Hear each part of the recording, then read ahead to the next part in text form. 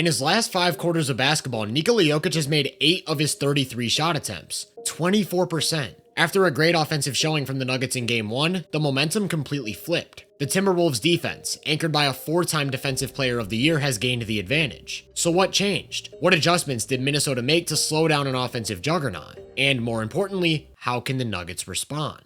In today's video, brought to you by PrizePicks, we're going to figure out exactly how the Wolves shut down Denver's offense. But first, we have to take a look at what worked for the Nuggets in Game 1. The Wolves started this series with Rudy on Jokic, and he immediately did a great job one-on-one, using his length to press up, sliding his feet, absorbing contact, and making sure he can't turn into a jumper over the top. Then, on a repost, jumping an entry pass to force a turnover. A couple minutes later, he had an even better rep. After absorbing a bump, he beats Jokic to a spot and pokes the ball out. Jokic tries to get into his body again, but he stands his ground before poking the ball out a second time. Here's one from the start of the third. This time they run Jokic off a screen to find open space in the middle of the floor. Rudy once again cuts him off, and when it looks like Jokic has an angle, he recovers to get a long arm up on a floater attempt. By my count, Jokic posted up Rudy 4 times in this game, and the Nuggets only scored once. Instead, they attacked the Rudy matchup by spacing him out. He's matched up with Jokic on the 3-point line while Jamal and Gordon set up pick and roll, which means he's not in position to help. They wanted him involved in action on the perimeter the entire night. This time it's an inverted pick and roll, and they defend it well, but again, the idea is to keep him away from the basket so that they can apply pressure. Historically, this Wolves defense has been extremely reliant on Rudy playing cleanup at the basket. By pulling him out to Jokic's level, they really lacked the interior presence to turn Denver away. That especially stood out when Jokic played the point. That's when they like to set up screening action for shooters and cutters. And with Rudy lifted up top, they had free reign on the paint. All it takes is a little brush screen from Gordon for Hardaway to curl into open space, and without either Reed or Edwards in position to help, it's automatic points. So what starts to happen is that these defenders involved in the action prioritize the paint to not give up cuts, which is how the Nuggets got a ton of wide open threes. The other aspect of Denver's offense that Minnesota struggled a little bit with was their 2-man game. They went with a unique coverage, having Rudy make real-time decisions on whether or not to help on the ball based on the angle of the screen and Jaden's positioning. The Nuggets, on the other hand, continued to try pulling Rudy out of the paint by having Jokic pop after every screen, forcing him into split-second decisions. Should he help, or should he let Jaden try to recover while Jamal attacks open space? And this applied to all action involving Jokic. While Ant chases Johnson around a screen, Rudy has to decide between helping or staying home, which allowed them to put more pressure on the rim. Compare that to the exact same play from Game 2. Ant's chasing Johnson over the top, but this time Rudy's back and drop, playing the ball. It's only after a pass that he's getting back to Jokic. And then when the Nuggets set it up again with Jamal, it's the same thing. Gobert drops back, leaves Jokic up top, and the Wolves force a turnover. Now the reads weren't about whether or not to play the ball, it was about how aggressively he should do so. When Hardaway Jr. uses a screen, he's looking for the pull-up 3, and Rudy, knowing this, gets close enough to contest a jumper while still having time to get back to Jokic and take away the roll. Of course, that also applies to Jamal, but Jaden does an incredible job of staying attached and running him off the line, so Rudy can stay further back. When he gets to the paint though, you'll also notice that Ant is waiting for him, which is because of another major adjustment in Game 2. They made a deliberate effort to target Denver's weakest shooters, Christian Brown, Bruce Brown, Spencer Jones. On this play it was CB. Dante's matched up with him, so he's in position to roam. But when Cam cuts baseline, Ant recognizes that he's moving to Brown's side of the court, meaning that Dante can take him while he protects the basket. This exact tactic is what helped them take away all of Denver's cutters. Now when they get into screening action, whoever's on one of those weaker shooters is going to fully commit to the paint. More importantly though, this emphasis on protecting the paint extended all the way to Rudy and how he defended Jokic. Instead of staying on him up top, he's now unleashed as a roamer. Essentially, they're walling off the paint and daring the Nuggets to shoot a high volume of jumpers, which works because of who they're funneling shots to. Jokic frees up in the short roll on this one, but by committing all of your weak side help to the paint, the shot they get is a 3 from Brown. The Wolves are living. You might have noticed that Rudy wasn't on the floor for that last play. That's because he picked up his 3rd foul at the beginning of the second and had to sit the remainder of the half. It wasn't until the 3rd quarter that we really got to see this new and improved defensive strategy, and the Nuggets wanted to make him work. They opened by running him into a cross screen, but he had a clear objective: worry about the paint first and live with Jokic hitting a jumper. Just like in game 1, anytime he tried to post up, Rudy fought hard for position, not letting him get the ball in the paint, and at times outright denying a touch. Here's a great example. The Nuggets look to push, but Rudy gets back and walls off the paint. Then on a reset, he stays glued to Jokic, ready to jump an entry pass. They decide to instead set up their two-man game, which he continues to drop way back against, and sometimes you'll see that drop turn into a switch. They trust Rudy to step out on Jamal and hold his own one-on-one.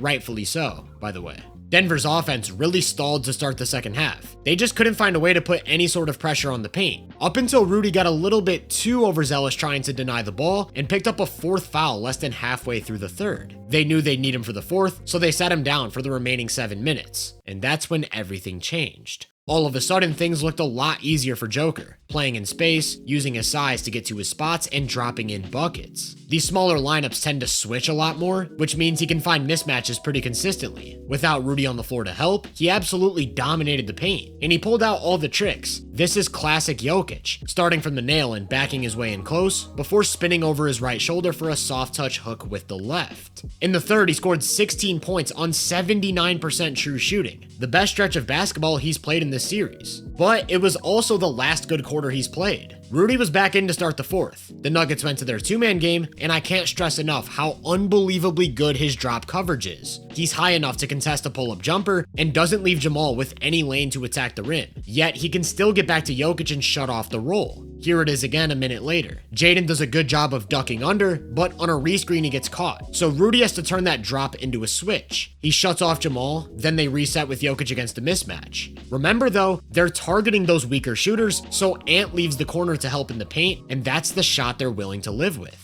Denver tried mixing it up, doing anything in their power to get Jokic away from Rudy. This time it's a down screen, and remember what I said about prioritizing the paint. He pushes him out to the perimeter, then gets a hand up to at least make his presence felt on a jumper. A play later, they mixed it up again. Inverted pick and roll with Murray. Jokic does a great job of attacking Rudy's top foot to create a driving angle, only for Rudy to recover and get a contest, and I want to focus on his athleticism for a second. Do you know how absurd it is for a 7'1", 260-pound center to be able to swivel his hips this quickly, build up ahead of steam, then decelerate to time up a contest? The way Rudy moves his lower body at that size defies all logic. He slides laterally to beat Jokic to a spot, absorbs contact and stays perfectly on balance, gets back in front, then absolutely smothers a jump hook. He's also got the IQ to just not let Jokic gain any sort of leverage. If he wants the ball in the post, he's gonna have to catch it out near the three-point line. As soon as Rudy anticipates a shoulder, he plants his feet and lowers his center of gravity to stand his ground. Then he separates and slides his feet to cut off an angle, uses his 7'9" wingspan to just wall off any sort of angle over the top, and forces Jokic into an extremely difficult look. He was playing nearly flawless basketball, and then he picked up a fifth foul on the offensive end. He'd have to close against Joker, one foul away from being gone. That's when the Nuggets went back to their two-man game. But between Rudy's drop and Jaden chasing, there's just nothing there. So they reset up top and instead look to set up that inverted pick and roll. Rudy and Jaden each play a side of the screen, not letting him drive into open space. They're more than comfortable letting him take that jumper. That didn't stop Denver from going back to it a play later. This time Jokic does drive, forcing Jaden to commit to the ball and leaving Jamal on an island. Rotations are everything. Randall books it from one pass away to prevent a three, and Jamal walks into his easiest shot of the series, which he misses.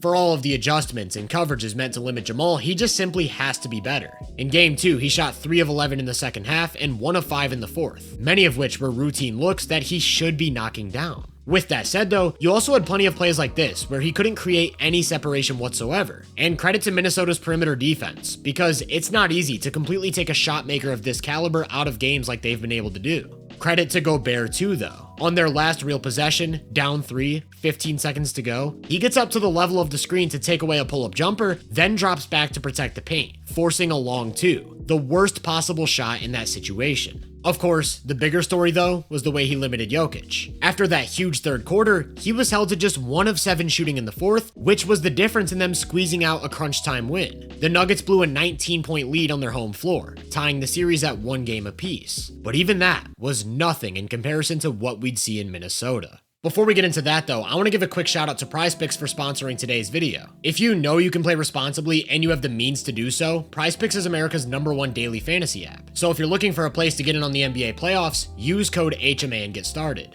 I know they've defended Jokic extremely well, but their strategy almost invites him to take upwards of 20 shots. I think he's due, so we're taking him for more than 30.5 points. On the other side, Denver hasn't had an answer for Minnesota's pace or rim pressure, and one beneficiary has been Ayo Dosunmu, who just scored 25. We're taking him for more than 12. And it's that simple. Find the stat you want, pick more or less, and you've got your lineup. If you sign up for Prize Picks with code HMA and play $5, you get $50 in lineups instantly. So download the app or click the link in the description to get started, and let me hear your picks down in the comments. A big point of emphasis for the Wolves that I didn't bring up in Game 2 was the way they got back in transition, which starts with Rudy not letting Jokic beat him down the court. And this carried right into Game 3. Jokic wants to grab and go, but Rudy in a full sprint is with him every step of the way, not letting him drive into easy offense. Historically, we've seen Big struggle with this. The most prominent example was Anthony Davis in the 2023 Western Conference Finals. Jokic just straight up ran him out of the gym in the open floor. I don't think he beat Rudy down the court a single time in games 2 or 3 of this series. He's got a head start on him here, yet Rudy gets back in time to not only prevent a pass, but shut off Brown as well.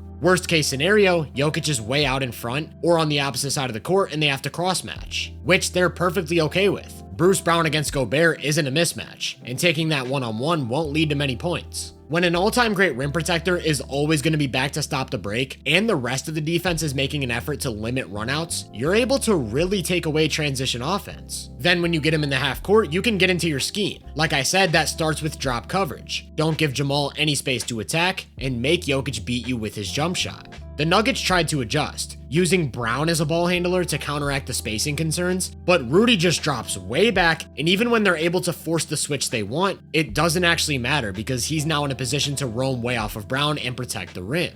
There was a real similar play in the third. Brown comes off a ball screen from Jokic, and he's not a threat to score outside of the paint, so Rudy basically only guards the restricted area. That drop turns into a switch, so Jokic posts up Reed. As soon as he gets the ball, Rudy comes to help. Nothing in the paint. The drawbacks of Brown's lack of shooting crept into almost every possession. Here they go to Jokic in the pinch post and set up split action, but Dante completely ignores the corner to play the cuts. This is technically the right read, but it's the read the Wolves won in making. It's even more extreme when both Brown and Jones are on the court at the same time. Jamal looks to turn the corner on a drive, and Randall's just waiting for him in the paint. Then when they clear out, emptying a side of the court for him to play one-on-one, Ant just hangs out in the restricted area, patiently waiting for an opportunity to help. Here's another example. They get Brown involved in action in hopes of taking away help. But with Jones in the dunker, it doesn't actually matter. Jamal does a great job of getting free, only to run into Randall and turn it over. They just couldn't find a way to put pressure on the basket. Brown starts up top, then hands it off to Jamal, who comes off a screen from Jokic. And all that does is run him into Rudy, who shows off that hip mobility before jumping out to contest a midi. The pick and roll wasn't working, off-ball screening action wasn't working. They had to find some semblance of offense. So they turned to their 3-time MVP. Spread out, one-on-one, go win your matchup. Needless to say, he didn't. The entire goal of Denver's offense in this game was to put Gobert in vulnerable spots against Jokic. For example, running him through a screen before isolating, which left Joker with some space to get into his body and drop in a little touch shot. For the most part though, Rudy consistently won the game of angles. He ducks under a back screen to protect the paint, beats Jokic to his spot, and shuts off the rim. Although nobody comes to help on the glass, so he's still able to create something out of a second chance opportunity. Remember, against inverted pick and roll action, he's looking to drop back and play the drive while still having long enough arms to play the jumper. Not every single time though. Another wrinkle they mixed into their coverage was that if either Reed or Randall's man screened Gobert, they just switched the matchup. That's how they closed the first, after holding Denver to 11. Yes, 11 points in 12 minutes. That intensity and attention to detail carried right into the second, sticking to their coverages, protecting the paint, communicating, and making all sorts of plays. You can just see how much they've stalled Denver's movement. A handoff to Brown doesn't pose any real threat. Then when they set up screening action, Randall just sags way off of Bruce Brown to take away the paint. If the Nuggets are going to beat them, it's going to come over the top of their defense. And that applies to everybody, especially Jokic. He has to find his three-point shot. He's opened this series shooting 5 of 24 or 21% from outside. And until he starts hitting those, the pick and pop is a non-factor. Gobert's the best drop defender in basketball. Jamal's not going to find the space he needs unless Jokic can make him pay for committing to the ball. It isn't just the three-point shot though. All of Jokic's offense is going to have to come over the top. This time they go to inverted pick and roll. Because Brown's screening, Randall's able to commit to the paint. Jokic shakes him, then he has to score on Rudy. That's a really tough shot, but it's a shot we've seen him hit consistently. Same with face-up jumpers. It's not the best look in the world. It's the look they need him taking advantage of. In Game 3, he didn't do that. Some of it was the intense defense. He also kept leaving shots short, ones we've seen him hit at a 60% clip for years. Those easier looks were few and far between though. Just when you think you've gotten Rudy to give too much attention to the ball, here comes Dante, helping off of Brown, who isn't even a threat to finish from that spot. The same goes for Jamal. This time they set that ball screen at the logo in hopes of getting him some space, only for Rudy to pick him up on a switch, stay in front of him, and force an extremely tough jumper. These last two games from Rudy have been some of the best you will ever see defending the pick and roll. Jamal has nowhere to go, so you'd think Jokic is open, but he's somehow there too, getting a hand up. I also don't want to take anything away from Jaden McDaniels. To be 6'9", just teleporting through screens to stay glued to your man, top to bottom, this is ridiculous stuff from Minnesota's defense. It all comes back to Rudy though, and the job he's done on an all-time great. Once again, I want you to focus on his hips. It's so easy for him to change directions and stick with a drive. Then the ability to stop on a dime while Jokic decelerates and time up a big rejection. 7-footers don't move like that. They just don't. That's a big part of the reason why he's a 4-time Defensive Player of the Year, and why Jokic can't seem to shake him. He cuts off every angle. He anticipates every bump and positions himself to absorb contact, forcing all of his offense to come falling away from the basket. He's been the anchor to a defense that shut down every single aspect of Denver's attack in 2 different playoff matchups now. And in Game 3, the Nuggets weren't really able to make it close at any point. This was a dominant end-to-end performance from the Wolves as a team and Rudy Gobert individually. How dominant though? You had a double-double along with guarding Nikola Jokic. What was your mindset going into tonight's game? Just dominate. Just do what I do and try to help the team win, whatever it takes. We a tight-knit group, and we just like to back each other up. I think we came out and played ferocious. We played together. We played hard, and we held them to under 100 points in the playoffs, the #1 offensive team in the regular season. So kudos to the whole team, and yeah, we always got Jaden back. In this series, Jokic and Gobert have shared the court for 86 minutes. Per 75 possessions, he scored 20.5 points, assisted on 7.5 shots, and turned the ball over 4 times. Not the production we're used to. He's also made just 40% of his twos and 20% of his threes while shooting a ton of them, for an overall true shooting percentage of 45.5%, more than 20% below his average. That drop-off is felt at the team level. With a league offensive rating of 116, they were 6.5 points above average, first in the NBA and one of the most efficient offenses ever. With Gobert on the court, they posted a 116 in Game 1. That's when they were getting those layups and open threes. In Game 2, just 102, and in Game 3, a disastrous 92.1 offensive rating.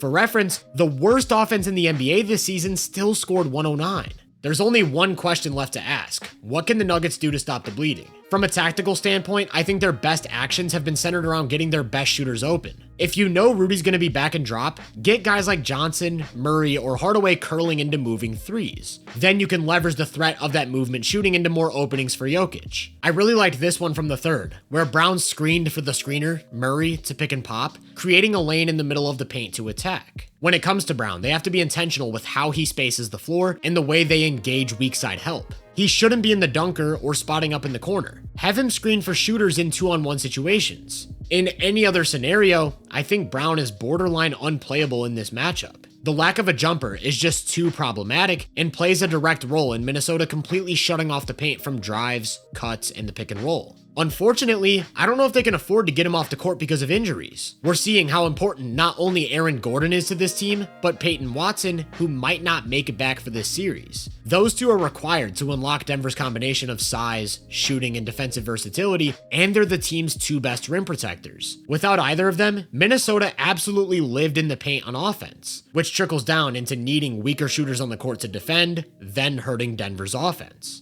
Usually, I'd say tactical adjustments are the biggest factor, but that's not the case in this series. The most important adjustment, if you want to call it that, would be Jamal Murray and Nikola Jokic actually performing up to their standard. Don't get me wrong, the Wolves have made him work. They're both missing shots that they should be making though, and those extra points have been the difference. This season, Jokic made 74% of his shots at the rim, 57% from mid-range, and 38% from 3. He's an unbelievable shot maker. Through 3 playoff games, he's matched his production at the rim on less volume, while completely losing his touch from outside of 5 feet. He has to be better. As for Jamal, he too is an elite shot maker, especially as a jump shooter. He hasn't been able to score at the rim and can't buy a 3. 22%. He has to be better. If those two don't show up in games 4 and 5, this is a short series. But I still think we've yet to see the best from either of them in this matchup, so it could come down to tactical adjustments. Find ways to get shooters on the move. Find ways to engage weak side help by using weaker shooters as screeners, or get those guys off the court. What we've seen up until this point is a complete defensive masterclass. Chris Finch and his staff are cooking. Jaden McDaniels never told a lie. And the 4-time Defensive Player of the Year is making his presence known.